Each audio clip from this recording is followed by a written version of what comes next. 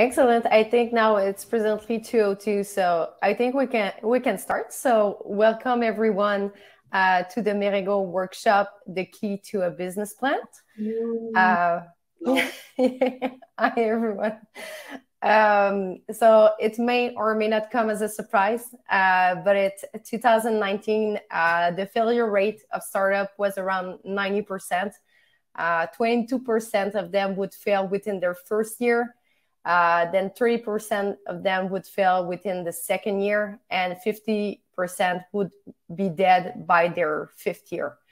So today, will you be part of the successful 10%, or will you be part of the dreading 90% that won't survive? Yeah, okay. Yeah, we ask that you try to keep your mics off. If you ever want to ask questions, we'll be available at the end of this workshop. Thank you. Or you can always do it by chat. So to know the answer to this question, you'll need to ask yourself 3 very important questions, which most probably will be also asked by the jury tomorrow. So chances are that if you cannot answer those questions, you'll be part of the dreading 90%. So first, you need to know if you are any different from the competition. Secondly, are you solving any real problems, or are you relevant to the customers? And finally, will your business model survive the real world? So will it be financially viable?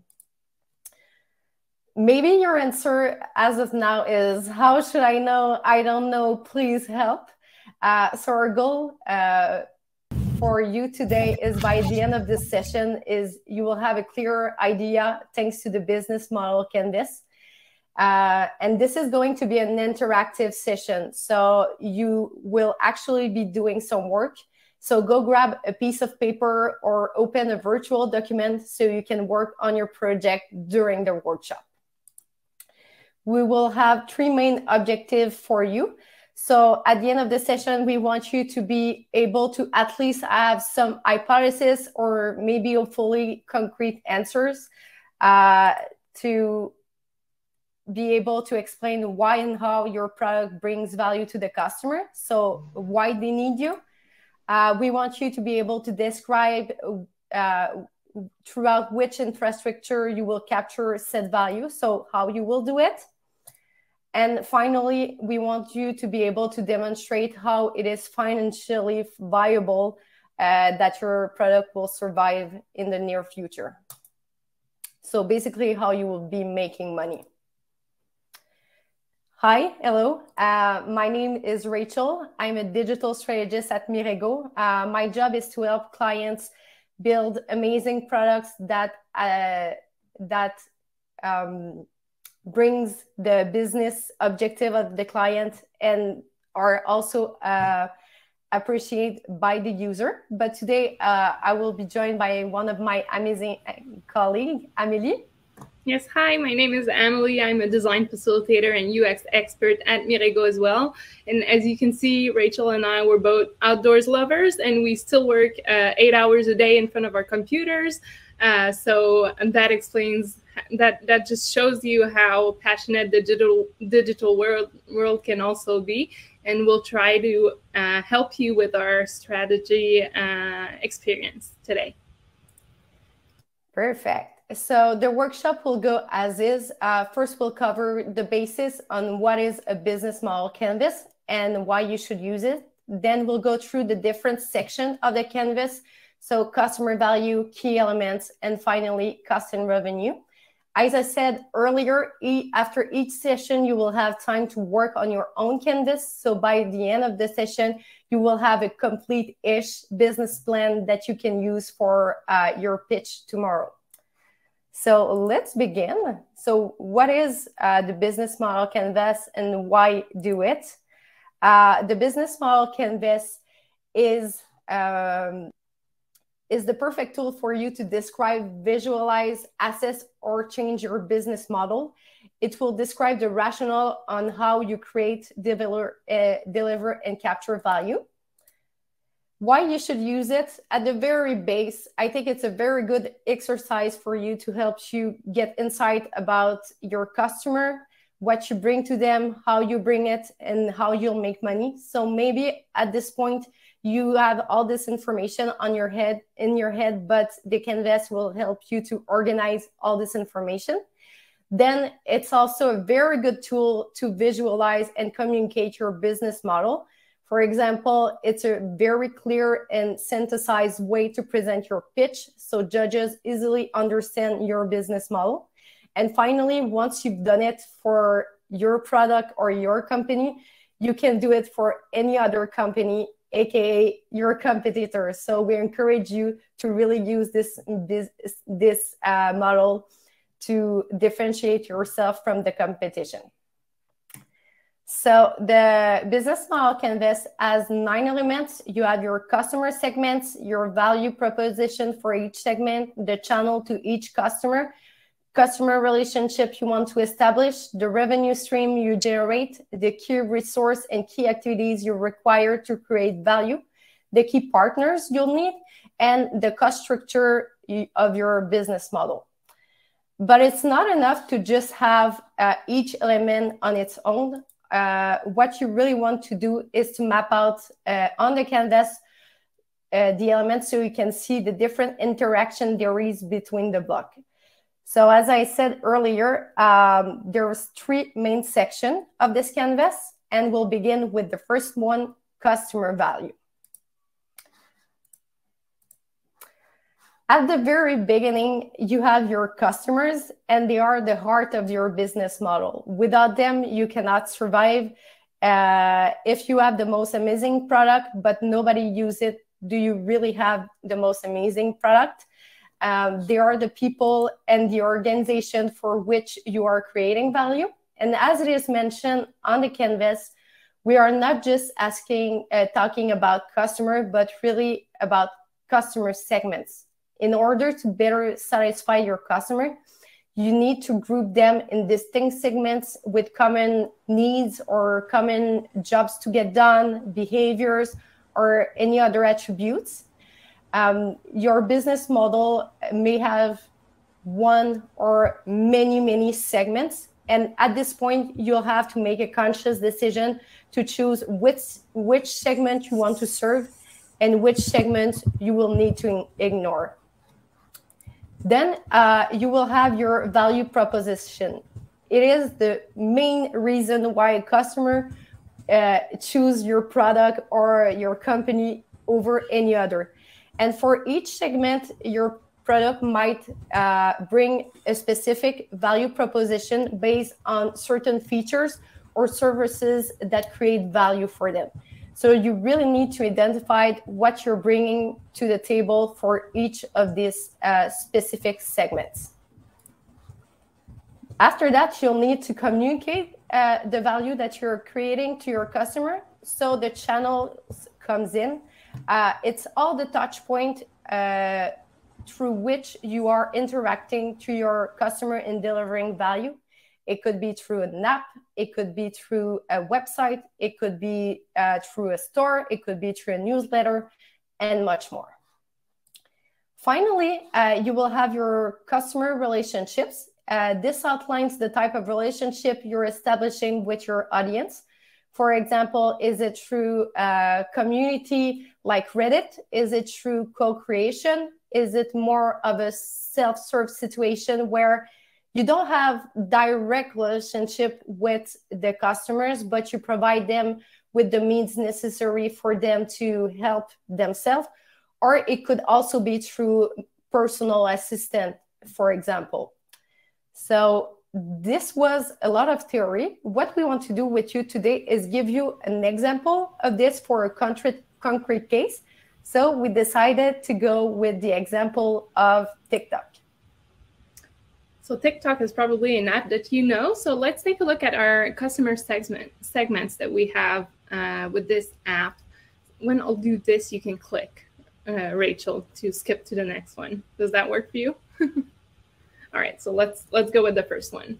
So our first customer segment that we have with the TikTok app is, of course, the viewers. So the people that go on the app, watch the videos, and for them, the value proposition of the app is the entertainment, learning stuff through videos. Also the challenges now these days.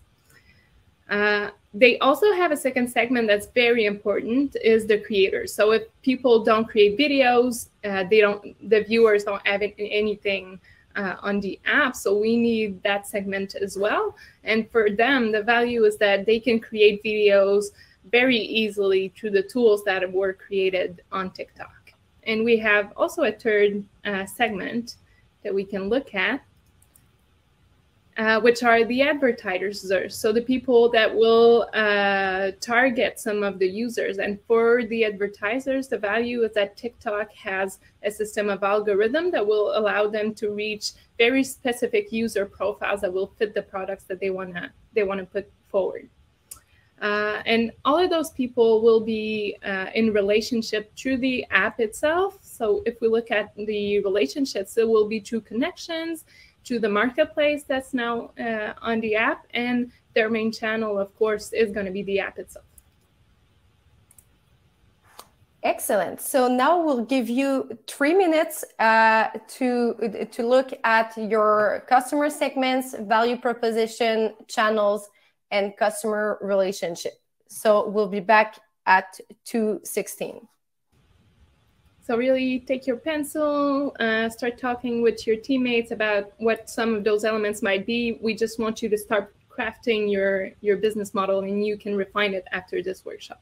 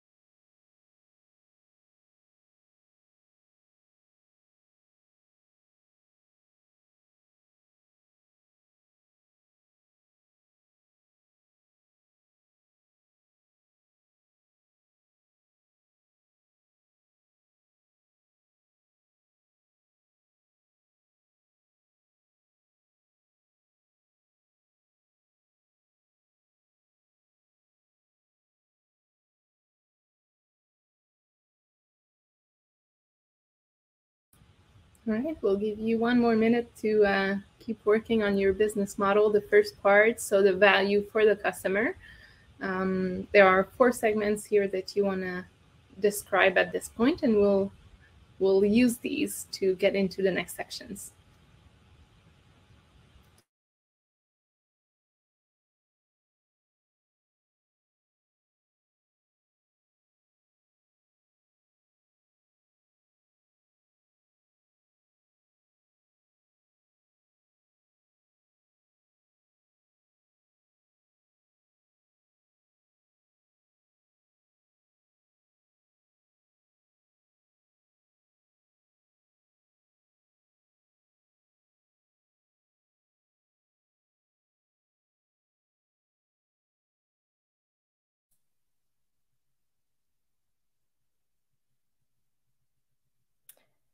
Okay, so let's pass to our second section, the key elements.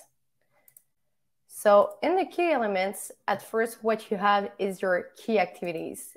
The key activities are what you really need to nail in order to create value. For example, if I were to sell ice cream, I would first need to be able to produce ice cream. Otherwise, I have nothing to sell.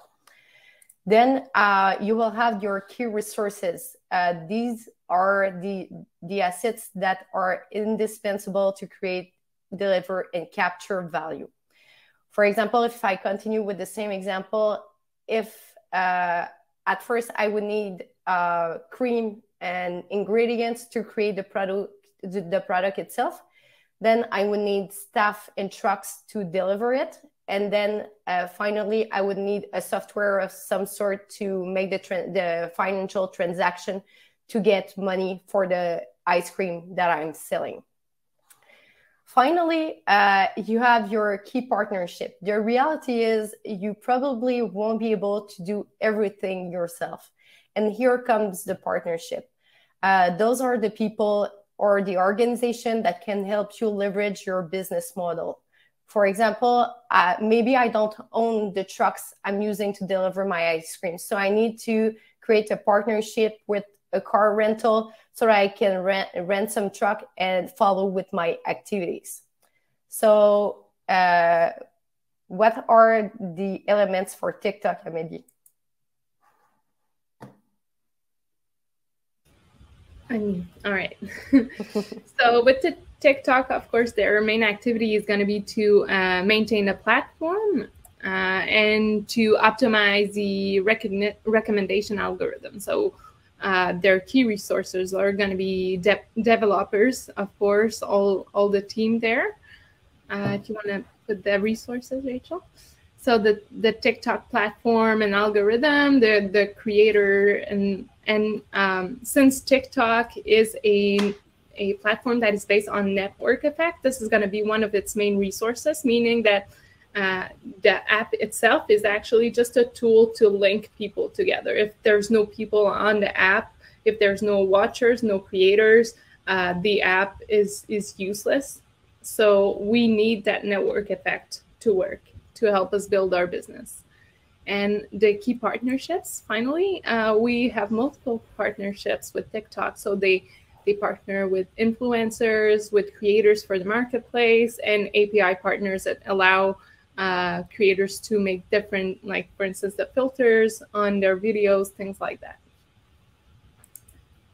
And this will all relate to the elements that we saw earlier. Excellent. So we'll give you again 3 minutes to work on those elements. So key activities, key resources, and key partnership. We'll come back at 2:22.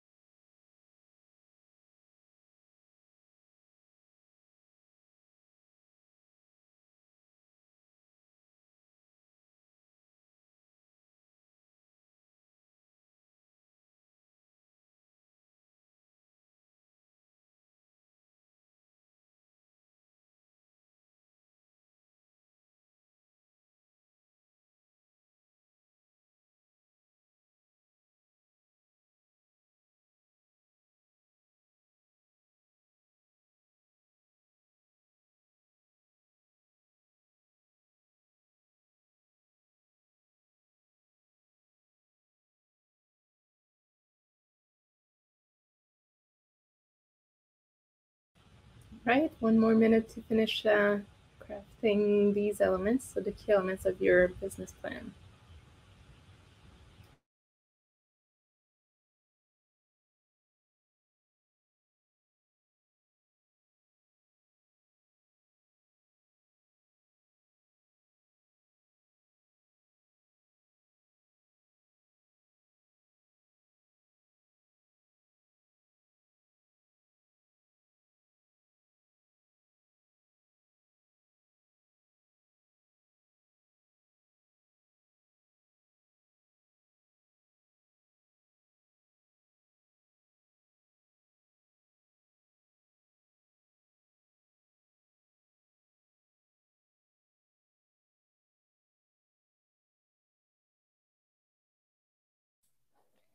Okay, perfect. So we're already at the last section of our business model canvas. So cost and revenue structures. So you have your cost structure that are basically every expense you have to make in order to create, deliver, and capture value. It can either be cost driven, so focus on minimizing costs wherever possible, or it could be value driven, so focus on value creation. For example, a cost driven model would be Ryanair, for example, delivering the minimal service going from point A to B, no luggage, but at a very minimal price. And at the opposite, you have the value-driven proposition, which is more like high-end hotel that gives you luxury products, but at a very high price. Finally, we have the revenue streams that are the various sources from which a business can earn money. It can be done by asset sale, usage fees, subscription fees, licensing, advertising, and much more. So let's go see for the case of TikTok what it is. Yeah, all right. So if we look at the cost structure, of course, they'll need to pay for the staff, so the employees, the developers that work on the platform. They'll also be paying for the creators' commission, because after a certain number of followers, the creators can be rewarded for their creations, their videos, and the platform development. So the developers, but as well maintaining the platform, making it work and evolve. As we look at the revenues, these will be directly linked. If you can click once more, Rach.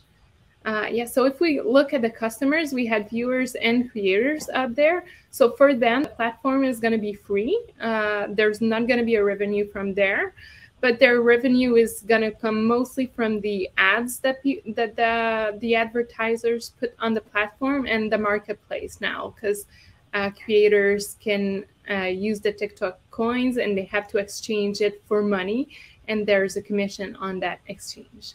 So this is where the money will come from. Okay, so last time that you have to work on your canvas, so focusing on cost structure and revenue streams. We'll give you 3 minutes and come back at 2:27.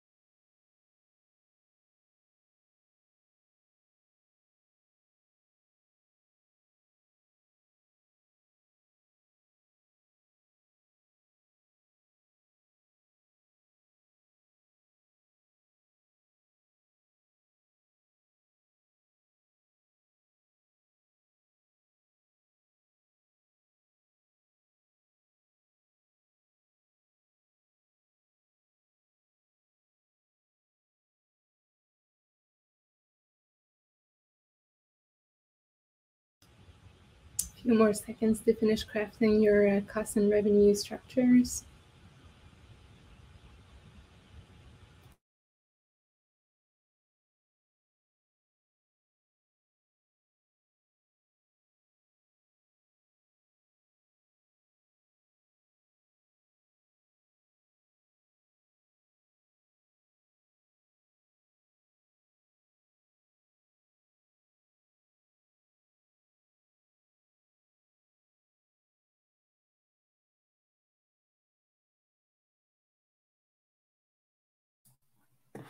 Excellent. I hope you had time to finish. So now what? We have looked at the definition of each elements. We've filled out the canvas for TikTok.